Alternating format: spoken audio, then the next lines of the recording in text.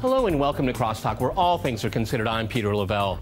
Taking on the Islamic State, or an excuse to fight whoever you wish. Each member of Washington's coalition of the reluctant has its own agenda, and it's rarely directed against this terrorist group. It's not surprising we're being told destroying the Islamic State will take a very long time.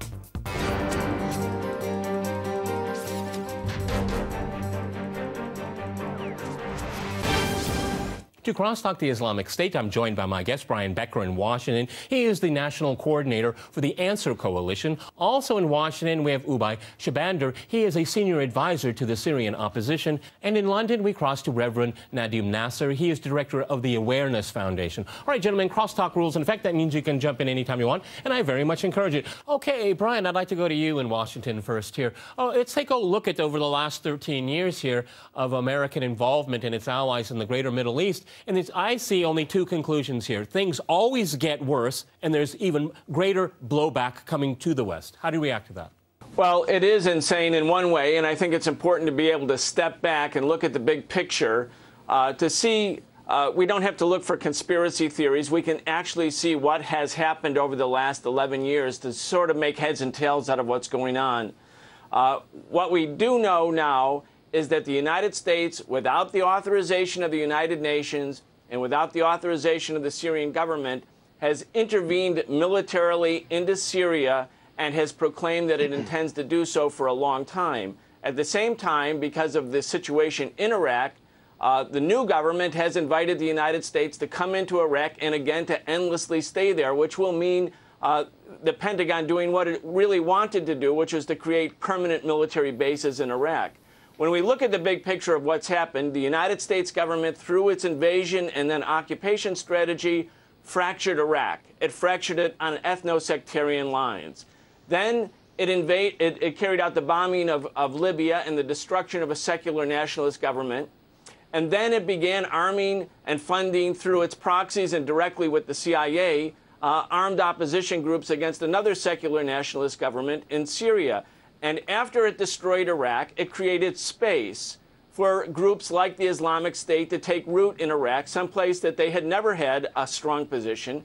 In the case of Libya, you had armed Islamic extremist fighters who were, with the help of NATO, significant fundamental help from NATO, toppled the government there. And then those weapons and those fighters migrated to Syria. In Syria, of course, you had legitimate, valid grievances by parts of the Syrian population, but those were quickly overwhelmed by the force of the Islamic State and other Islamic extremist forces. And then we have the U.S. government and its proxies like Turkey, Saudi Arabia, Qatar, funding and fueling those forces. Now the United States has, maybe as a consequence, the unintended consequences of its policies, the pretext to go in and do what it really wants to do, which is to show it will be the dominant military power in this resource-rich part of the world. Okay, Ubay, in Washington, do you agree with that synopsis? It's quite succinct. Go ahead. I completely disagree. I mean, let's be very clear here. The Syrian opposition forces, the Free Syrian Army, were the ones that fired the first shot against the Islamic State extremists beginning in January. In fact, the only force on the ground in Syria today, particularly in northern and eastern Syria, has actually pushed ISIS back from multiple strategic provinces in Syria, has been the Free Syrian Army and the Syrian opposition forces. There is no question that ISIS today is a true global threat. It is a threat to the Syrian people. It is a threat to the Iraqi people. And it is a terrorist organization that has made clear that it has global ambitions to include striking Europe and potentially North America. On the ground in Syria today, the Syrian opposition forces are engaged in a frontline war against ISIS, particularly in the city of Aleppo. In northern Syria, Free Syrian Army forces are fighting side by side, shoulder to shoulder with Kurdish resistance forces against ISIS. This is ultimately a win-win scenario. This is not only a fight for the Syrian people. This is a fight ultimately in the interest of the international community as a whole. The coalition that we're seeing that's been formed by the United States, by its Western allies, and by its Arab allies in the region is launching attacks against ISIS today. No one is talking about an invasion. No one is talking about boots on the ground, as it were, in Syria today. There are local fighters on the ground that are resisting the Islamic State, and those are the Free Syrian Army and the Kurdish forces on the ground that are being supported by the international community. Okay, let's go to London. Reverend Nadim, it seems that force is what's created ISIS here with bringing in so much weaponry, training, money, again, stressing these Gulf countries that are not always in lockstep with its Western allies here. It's violence begetting violence. Go ahead. I think the man from the opposition, Mr. Shahbandar, is very much delusioned. I think, and here I insist that what I'm going to say has nothing to do whether I'm supporting the regime or not. I'm not. And it has nothing to do that because in Syria, if you criticize the oppositions, then you are automatically understood you are an ally with the regime. This is rubbish. It's not. It doesn't mean that at all. But I think the oppositions. I have to ask the oppositions who allowed those extremists in the first place to come to Syria. Wasn't it you, the oppositions? And second, you failed dismally to capture the imagination of the Syrians, what you call revolution. It was not a revolution. It was a fiasco. It was the abortion of anything to do with revolution. What you messed up in Syria was much more than the regime could have ever done. And also, you failed to send the right messages, especially to the minorities, the numerical minorities, because we as a minority, we belong to the very fabric of the society. You failed to send the right messages to say to the minorities, you are respected, you are welcome in this place.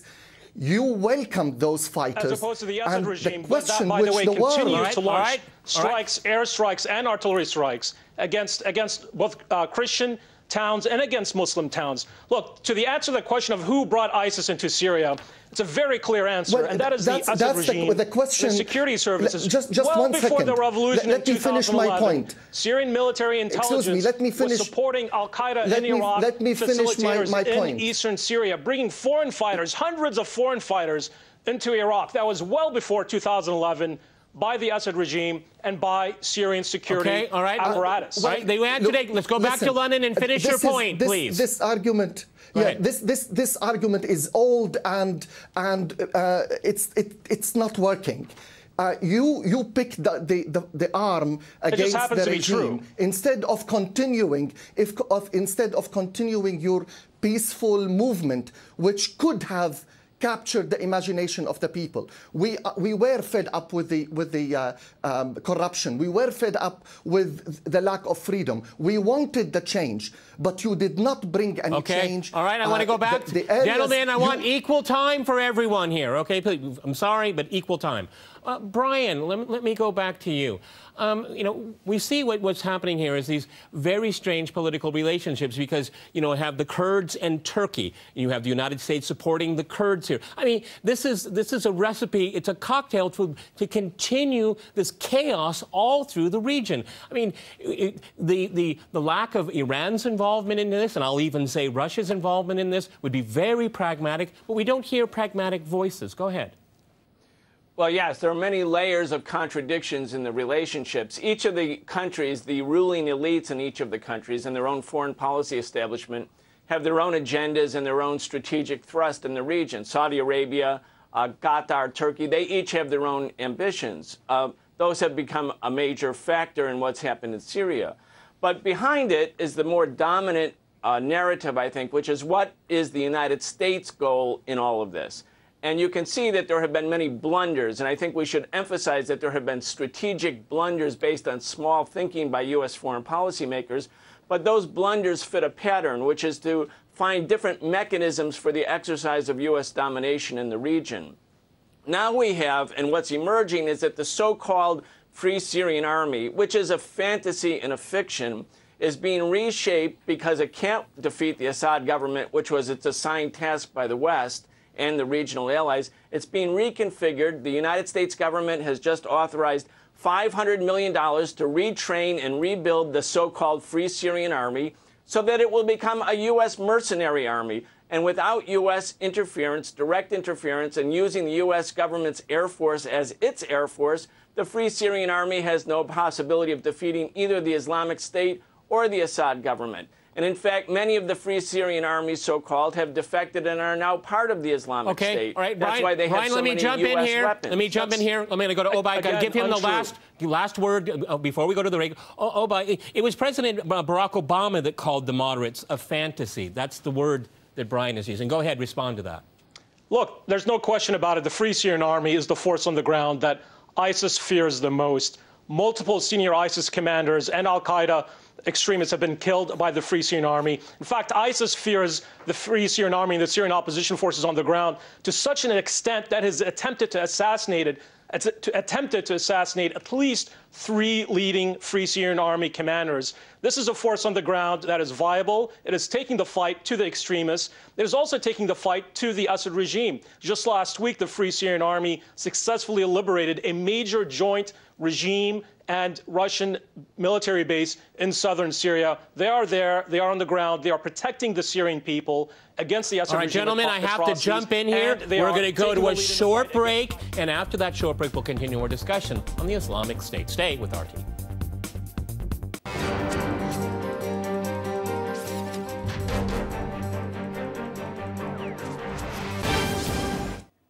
Okay, Nadim, I'd like to go back to you in London. I think if we look at least the last 14 years here and the use of force in the Middle East, it doesn't destroy terrorism, it actually just generates it. Why do they think it's going to be different this time? Go ahead.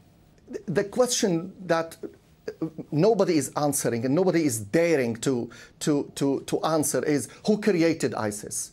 And what is really ISIS is about? The ethnic, the sectarian cleansing in Syria and Iraq, the displacement and the killing of Christians and the Yazidis and all the minorities. It has an aim. We are heading towards separation and division in the Near East. And ISIS prepared the way to demographically changing the Near East, so the sectarian division could be possible. I do not believe a second that the Western countries are innocent, because they were a strong force behind creating ISIS in the area in order to restructure the area demographically. Okay, Obai in Washington, do you want to react to that? Because it really is a product of Western meddling. Go ahead. Again, I completely disagree. Yes, I think, though, it is important to look at the root cause of ISIS in Syria and in Iraq today. The root cause here is the environment that created ISIS, which was the security apparatus of the Assad regime and the war that the Assad regime continues to wage against the Syrian people. Stop using the regime every time ISIS as a hook. in eastern Syria on the border in Iraq since well before 2011. It wasn't until ISIS went in and started fighting Syrian opposition forces and the Free Syrian Army, while the Assad regime stood back and allowed ISIS to move in. It's very important to remember that ISIS began expanding in areas that were liberated from the Assad regime and were prioritizing the fight against the freedom fighters in Syria today, not against the Assad regime. The Assad regime's Air Force was launching barrel bombs against civilians in Syria while allowing the ISIS's headquarters in the city of Raqqa to continue to exist unmolested. This is a very clear indication of tacit, if not direct, support and coordination between the Assad regime, his security apparatus, and ISIS extremists. Okay, Brian, but you could say... Why did you support Jabhat al-Nusra? Why did you support Jabhat al-Nusra? Why did you allow the weapon of extremists, no one is supporting Jabhat al-Nusra. Again, to join you? Let's look back at the realities on the ground. Al-Qaeda has released multiple fatwas against the Syrian opposition coalition and against the Free Syrian Army. I would invite you to check your history. All right, gentlemen, I want to go to Brian in Washington, D.C. Okay, Brian, but you know, the origins here, they're quite simple. It's called 2003, illegal invasion of Iraq. That's the origin, direct origin at least. Go ahead. Exactly. There are many secondary factors, but Iraq and Syria were secular, nationalist, unitary states. The United States, when it destroyed the government in Iraq, the Saddam Hussein government, it disbanded its army, it illegalized Baathism, and it decided to create, on an ethno-sectarian basis, a new government. There was a Kurdish wing, a Shiite wing, a Sunni wing. In other words, the unitary character of Iraq was destroyed both as a governing strategy and then as a way to defeat the opposition once it became undefeatable through other methods. That was started in 2005, 2006. So Iraq was destroyed. And then the United States destroyed Libya. But here in Syria, which shares a contiguous border with Iraq, the United States government did essentially the same thing because it had targeted the Assad government for regime change. It didn't care a year ago. Let's remember, Peter, a year ago when Obama and Kerry were almost on the verge of bombing Syria, they didn't talk about Islamic State. They talked about the Assad government as the only principal target. That was just 13, 14 months ago. That means at the time that the Islamic State was cutting off the heads of Syrian soldiers, massacring Shiites, the United States government didn't give a damn about that because they were working with the Islamic State as they were working with the Free Syrian Army. Then the Islamic State has its own agenda and became a strategic threat to some assets like Baghdad and the Kurdish regional government in Iraq and perhaps Jordan. And so the U.S., in order to save face and to blunt their offensive, went on a counteroffensive. But having done that, they now can do what they really wanted to do, which was create military bases in Iraq and enter Syria without dispute. And ultimately, they will not only attack the Islamic State, but again target the Assad government, which is still on their radar for destruction because they said Assad must go, so Assad must go. The empire has spoken. They have these double agendas. Fundamentally, this is the U.S. responsibility. The blood of the Syrian people and the Iraqi people and the division of those countries, the blood of those people is on the hands of those in Washington. First Bush and Cheney, and later Obama and As opposed to the Assad regime that is actually launching ground-to-ground missiles on schools and villages on a daily basis. Now, that is who really has the blood on their hands of the Syrian people. Look, the revolution, the Syrian people rose up against the Assad regime, not on behest of the United States or any country in the world, but on what revolution has America? What revolution has democracy in Syria? What revolution has the U.S.? It was not the United States. The U.S. government doesn't fund revolutions. 5 barrel bombs on a daily basis against Aleppo. Tens of thousands killed of these barrel bombs can I ask my colleague? Can I ask the other guest? Gentlemen, quiet down. You're talking over each other. You're talking over each other. No one can hear you. Brian, you want to ask a question? Please do. Simple question. I want to ask a question. Where, except in Nicaragua, say when the United States funded the Contra army to overthrow the Sandinista, where else does the United States government fund Contra armies? Now, they've just decided they're going to spend $500 million as the beginning budgetary item to fund and finance and train the Free Syrian Army. Why would the U.S. government do that for a progressive purpose? The United States government in Iraq, in Libya, in Syria, in Egypt, in Saudi Arabia, in Israel and Palestine, it doesn't fund progressive revolutionary causes. This is not a revolution. This is an exercise of U.S. domination through the intermediary of a mercenary army. That's what the Free Syrian Army. Okay, answer the question, please do. Completely incorrect. For 6 months, the Syrian people, Syrian civilians, students, Christians, Muslims, Alawites were marching peacefully against the Assad regime. They were met by artillery strikes, they were met with machine gun fire, and they were met with tank fire. For 6 months, Syrian civilians and students were rising up for their rights while they were being bombarded by the Assad regime. Whole towns and villages have been completely wiped out by Assad's Scud missiles, by his chemical arsenal. Can I ask you a question? That is what's created the environment for ISIS and for extremists on the ground today. Let me ask you. Okay, let me ask you a question, okay? What is worse in your mind, the Assad regime or ISIS? Good question. Well, I think there are two sides of the same coin, frankly. I completely agree with Secretary Kerry when he said that the Assad regime is the primary magnet for terrorism in Syria today. And the reality is that this is not a secular nationalist regime.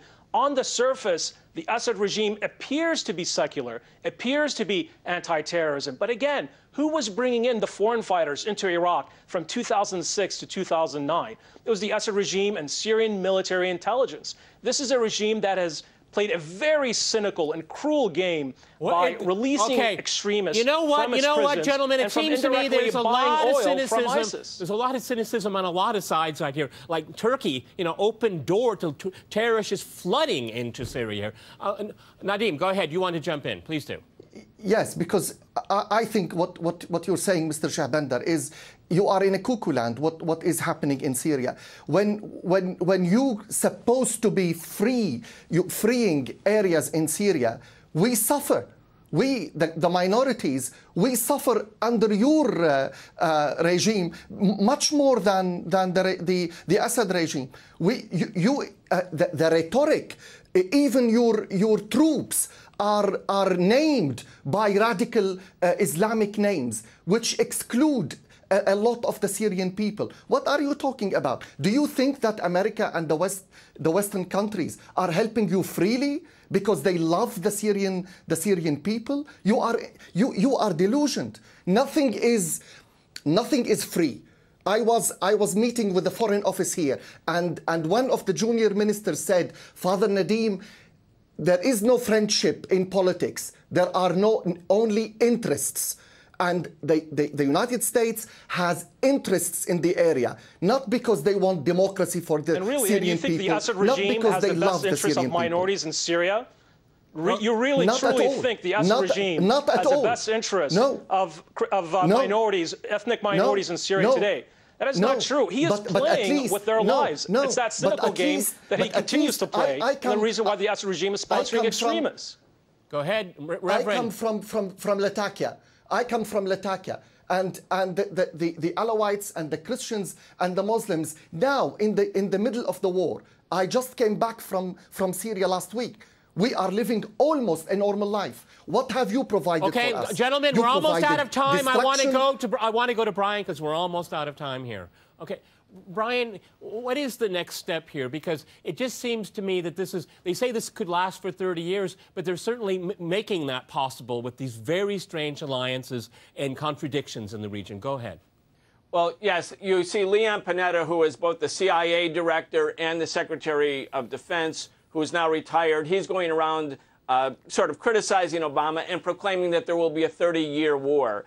Hillary Clinton, who's going to run for president, is also echoing this will be a long war. George Bush and Dick Cheney, that was their slogan, endless war. So what is it really all about? Ultimately, for the United States, which, as the Reverend said, has interests but not really permanent allies, their interests are to dominate a region where 2/3 of the world's oil is, a resource-rich region. They'll do it through monarchies, they'll do it through dictatorships, they'll do it through the Free Syrian Army, but their goal is to dominate. Ultimately, that will breed more violence, escalating the cycle of violence. It's not about peace and it's not about freedom. It's about imperial domination over this region. Okay, on that point there, many thanks to my guests in Washington and in London, and thanks to our viewers for watching us here at RT. See you next time.